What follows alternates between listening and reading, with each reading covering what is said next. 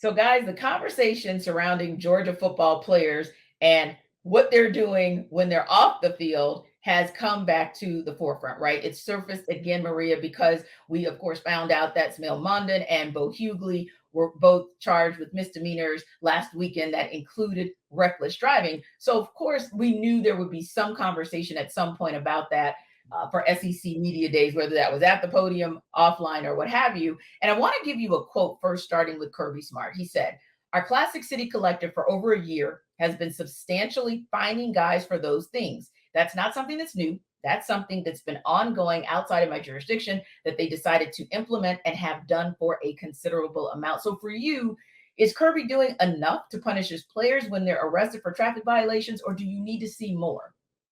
Well, first things first is that, last year, this is what a lot of the conversation was around SEC Media Days with Kirby, and rightfully so, because the deadly crash happened in January that involved 2 players and 2 staff members. And then ever since then, over 20 different players have had arrests or citations with issues with driving. So clearly it is an issue. And I don't think that anybody, including Kirby Smart, says that it's not. I happen to be the only person to ask Kirby that on the side. He wasn't asked that in the main room. I was the only one that asked us in our breakout rooms, and he gave me a really good answer. Although a lot of people don't think it was sufficient enough, I thought it was fine. He straight up said the players embarrassed the program. It is not the standard of Georgia football. His main concern is safety for his players and the community. And for me, there's punishment. I think I've discussed this maybe the last episode that we had. There's punishment happening that we can't see and that he is not discussing. And I think that's something really important for everyone to keep in mind, because we live in a time where everyone wants all information all the time. And I think in football programs, sometimes there's things that are left unsaid. He's never backed away from it. He's never shied away from it. He's always been very vocal about it, especially if you ask him. Just no one really wanted to, I guess, except for me. So that's a football party, but go ahead. Yeah. Well, his answer to my questions on Twitter, if anyone wants to go look at it. But, those are important questions to ask, because it is an issue at the University of Georgia and it's not getting fixed. And it is going to take guys like Carson Beck, one of the leaders, one of the faces of the program, speaking up and saying, this is not how we roll. This is not what we do. This is not who we are. It's going to take more of that. Even Malachi Starks told me the same thing. It's coming from within, and the players have to hold each other accountable. There hasn't been enough of that, and I think that they're owning that. And so, I guess this is to be seen. If there's more and more of it, then there's going to be a lot more to be answered for. But it has to be under control at some point, because right now it's not. Yeah. And I think that's so huge. I want to just pause there for a minute, Maria, because of course we do the Atlanta football party on Tuesdays, and we decided to do it after the press conference because we thought that question was going to be posed. I mean, we were like waiting with bated breath.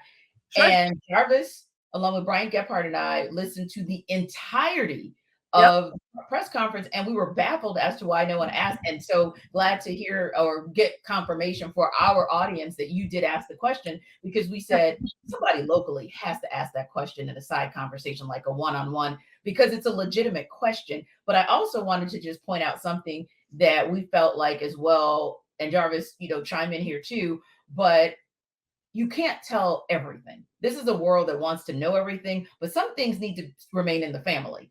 And I also think that he did allude to, both in talking to you, both in what Carson Beck said, or even his answer there, he said they've addressed it. So I think you're starting to see those leaders like Malachi Starks, like Michael Williams, like Carson Beck, start to take the reins, almost like, what would I say, Jarvis, like a players only meeting, if you will, to say, hey, he can say what he's going to say, but we're going to be the ones to really dictate how this goes. Yeah, I think it's a matter of people wanting to see people go through moments of embarrassment and feeling like that's the best way to learn, which I don't even understand that line of thinking, so I won't even speak to it. But I think overall, to answer your question about Kirby doing enough, yeah, I think he's doing enough. He's actually kicked a guy off the team, Sensiva. He's been Sensivan. He said it himself. He's like, I don't think anybody has been kicked off a team for a traffic violation. Like, think about that. Like, that makes it's just like a parent. Like, if my daughter disobeys me when I tell her to do something and she starts doing something else. Oh, you're not my daughter anymore. Like, no. Yeah. And I know people talking about parent that's different. No, not necessarily, because when you allow your child to go off to college for this, to play for a coach, there is a sense of father son relationship going on right there. If the coach is any good, and we know Kirby Smart is an excellent coach, so you have to have that coach that has that their best, has the, that thinks and does things and makes decisions that are going to be the best for that particular kid. And when you are out there like that, and you understand this kid, somebody just made a mistake, and people want have fire and brimstone preaching. Oh my God, get him out of here, get him off the team. Oh, he's a really good player. That's why he's not. Yeah, that happens. But in this particular situation, Kirby has to make these decisions that people aren't going to agree with, and I feel like he's been doing that. He's, like you said, he talked about Marcus Roseman Jack Saint. He suspended him last year. He said, "I didn't tell y'all that, but you found out after the fact, and you should be okay with that. I am doing something. I am doing." He said, I think they say 160 conversations that they've had as a team. They've been documenting everything that they've been talking about when they talk to these guys about this stuff.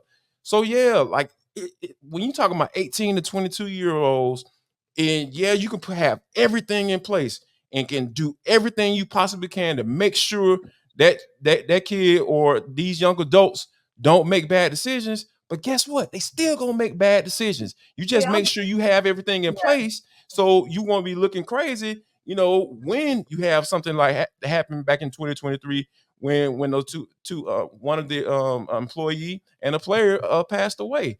So because at the end of the day, he has to go to bed at night knowing whether or not he did enough. So I feel like people kind of take that out of the human being effect, because I'm sure that affected Kirby Smart. I'm so sure that affected him to a way that he probably doesn't really speak on, because it's not for everybody else. And I think that sometimes when it comes down to this punishment, it's not for everybody to know. Right. And I think we saw the positive impact. I'm going to speak it into existence optimistically, but I think the positive impact of how Kirby Smart managed the Trevor Etienne situation, right? Because it could have been handled, it could have gotten blown out of proportion, especially he's a Florida Gator. All of a sudden he talked about in a podcast, kind of alluded to the toxicity over there in Gainesville versus what he was experiencing in Athens. And all of a sudden, all this positivity, you're blowing it up in smoke because of what you're doing. But yet Georgia handled that. And also, Maria, I think it was a week or so ago, you had a one-on-one with Jonathan Ledbetter, and he talked about how Kirby Smart manages those situations, the good way he manages them, the meaning, and when I say good way he manages them, meaning evaluating, hey, when does this guy deserve a second chance for redemption? But when is this guy giving you enough chances? And now, like Jarvis said with Sisavon, it's time to move on. Yeah, I think what's so important to remember here is that there is so much that goes on behind those doors that we are not privy to. And I think this is a world where assumptions are made so often when it comes to football programs. And there's just so much information. I can't even stress that enough. So many things happening on a day-to-day basis that coaches are dealing with that they don't need to explain. I am always going to believe that, because in order to run a program, you don't have to paint everything out for everybody. If you're running it correctly and you have enough players that are doing the right thing, which, yes, that is in question right now for Georgia, given the sheer number of incidents that they've had within the last year. But if you're doing all that stuff, there's no reason to fully explain everything that you're doing. It is happening. You're hearing it from other players that he's disciplining them in ways that are appropriate or that he deems appropriate for his program. And I think another thing too that he mentioned to me that I thought was interesting but not surprising, he said that, comments that come from me are not going to hit the same as they do from the players, meaning player accountability. You guys have these internal meetings with each other, because let's face it, we've all been 18 to 22 years old. All of us have thought, oh, adults, they don't know everything. We know everything, whatever. It's human nature. We've all been that age. So if you hear it from your teammate, hey, you're being an idiot. Hey, you're being dumb. Don't do this. That's going to hit you a little bit differently. You respect your coach, you listen to them, and all those things are good. And he does say those things. But I think it's very good that he pointed out that he does want his players to be more vocal with each other, more accountable, player-led meetings. Those things are really, really important, especially when things are getting out of hand. They clearly have in Athens. No one is questioning that. Kirby's not questioning that. The players are not questioning that. It's just, how do you move forward? How do you eliminate that from happening? That is a massive question that I don't know that a single person can answer. It's going to take a lot of people. It's not just one person. Yeah, exactly. And, like Carson Beck said, there are hundreds of players in the program. A large percentage of the guys are very focused. They're staying on top of things and they're following the rules. But obviously, things happen. Guys make mistakes and there are consequences for that. But hey, what they're going to do is continue to realize that they need to be intentional in the moment. He said it doesn't matter if you get there 5 minutes early. It's not going to change anything. So we just have to slow down and we just have to follow the rules. So maybe some teams locally in another way are slowing down as they reset after their all-star break to figure out what is it that they're going to do. We'll talk about it on the other side and what's next.